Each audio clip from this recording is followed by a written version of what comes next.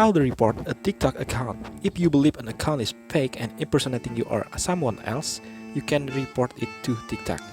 To report an account on TikTok, just follow the steps.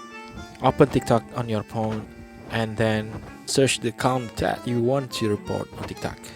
For example, this account. This is just an example. And then click on right arrow at the top right and click on report.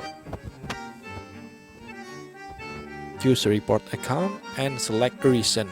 For example, frauds and scams. Read the cautions. If you're sure to report this account, just click submit.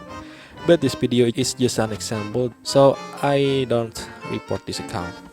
But that is the tutorial on how to report an account on TikTok. Hopefully this is useful for you, and don't forget to like and share this video and subscribe to this channel. And see you in the next video.